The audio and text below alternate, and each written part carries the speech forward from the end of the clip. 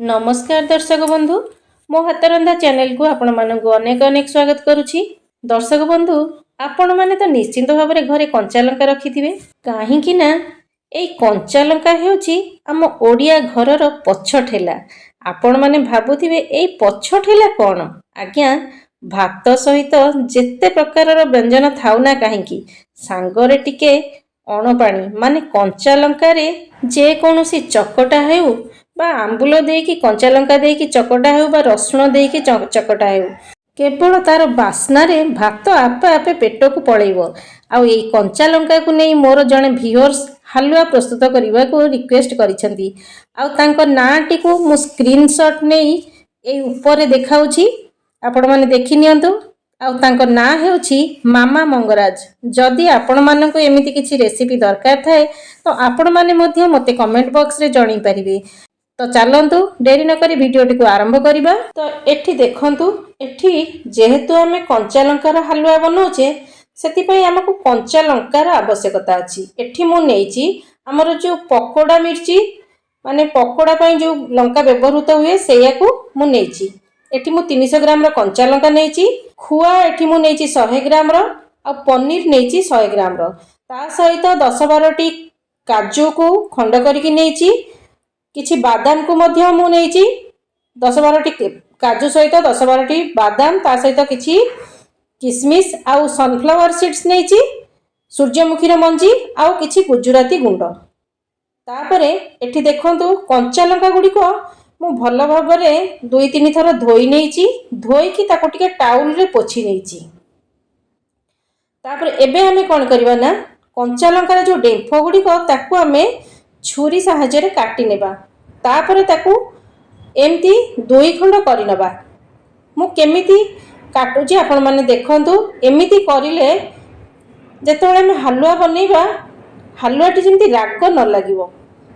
काहेकि ना लंका राग लागिले कोन खाइबा को मिठाटा भल लागिवो कि सेथि पई प्रथमे हमें मंजी गुडी को काढी नबा।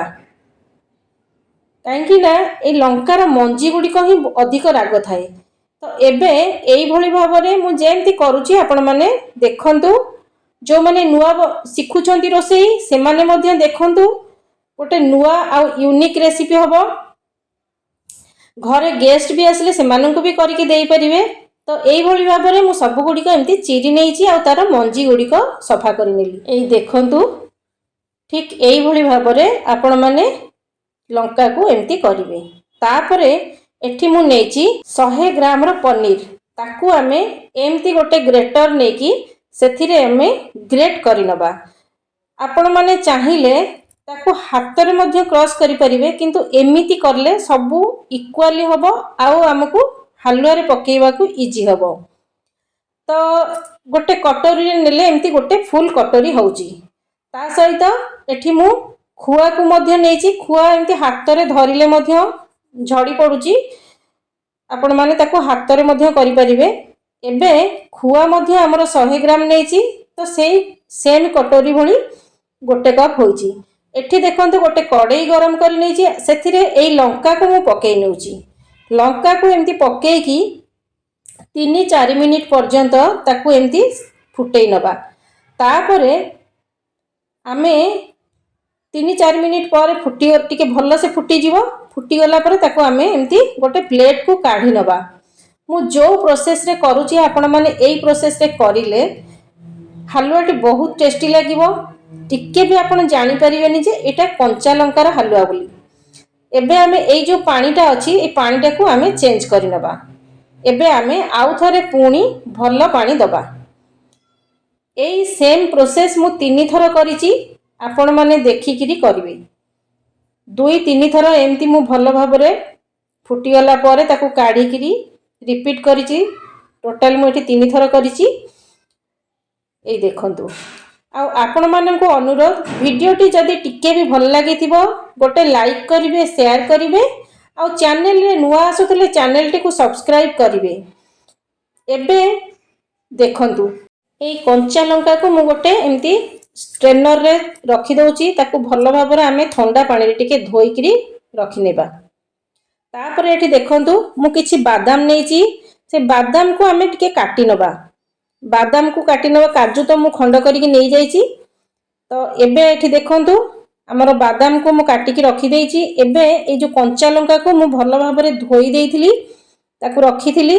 आ धोई देले कोन होबो ना कंचा लंकाटा जेतोळे आमे ग्राइंड करबो एटा ग्रीन कलर ही देखा जिवो। तो एबे आमे एमती गोटे जार रे देकी प्रथमे आमे गोटे पेस्ट बनै नबा। मु हल्का अल्प टिके पानी दउछि, बेसी पानी देबेनी।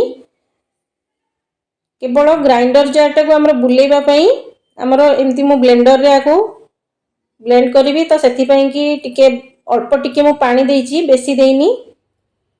तो एठी देखंतु एई भली भाबरे हमें या को ब्लेंड करि नबा।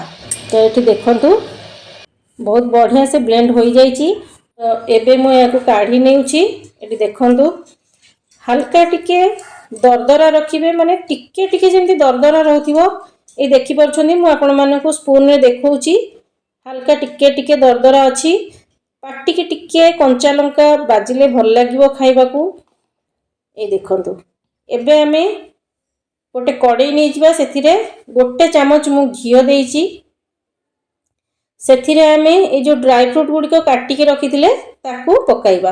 आ ड्राई फ्रूट्स रे आपणको पसंद हिसाब रे ड्राई फ्रूट्स देई परिबे।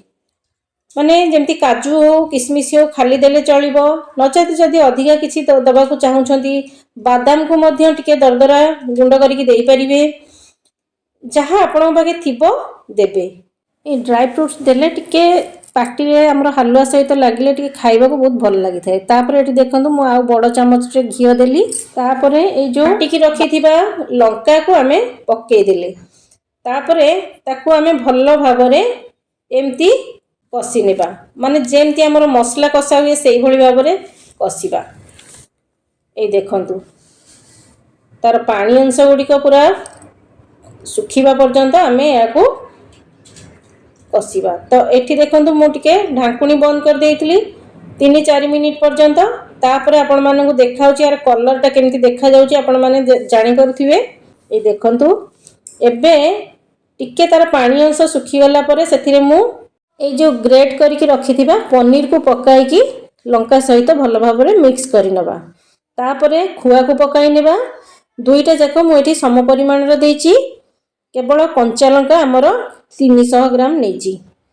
तो एबे देखंतु एगुडी को हमें भल भाबरे मिसाई देबा। आ कलरटा भी आपण माने देखि परछंती जेते तार पानी अंश सुखी सुखी जीवो, जेमति हमर छेनारे भी टिके पानी थाए पनीर रे, आ खुआ को मध्य टिके मेल्ट करला बेले से पानी अंश आसी थाए। तो एबे मु सेतिरे अल्प टिके हल्का लूण देली आउ चीनी दे दउची। एठी आपण माने चाहिले चीनी जगह रे गुड़ मध्य ऐड कर परिबे, किंतु मु एठी चीनी देइची। तापरे हमें टिके गुजराती गुंड को पकाई नेबा। आ आपण माने तो निश्चय जानि थिबे आ लूण देले कोन होबा ना हमर मिठार जो स्वादटा बढ़ी जाय थाए। जे कोनोसी मिठा हो ना काहेकि जेमति कि हमर खीरी हो, गाजर हलवा हो, जे कोनोसी मिठा हो आपण टिके हल्का लूण पकेबे, देखिबे से मिठाटीर स्वाद 2 गुण बढ़ी जाय थाए।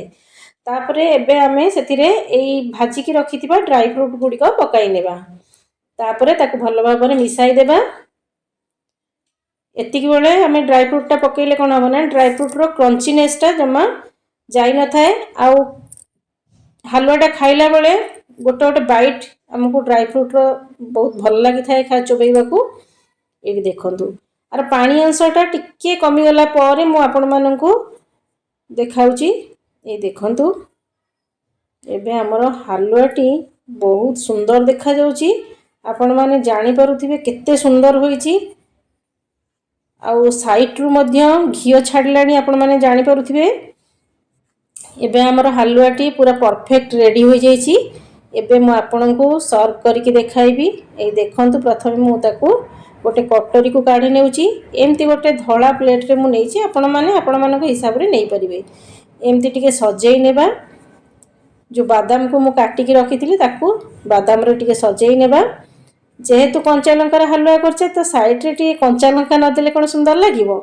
तो आपण माने एई भली भाबरे लंकार हलवा बनांतु, देखिबे रेसिपी टी आपण मानकू निहाती भाबरे पसंद आसीबो। एमती आकु छोट पिला मध्य खाई परिबे, किछि असुविधा नै, किछि टिके भी राग जणा पड़ नथिला। मु निजे खाइथिली, मते भी बहुत भल लागिथिला। मो हस्बैंड कर सांग माने मध्य खाइथिले, सेमानकु बहुत भल लागिथिला।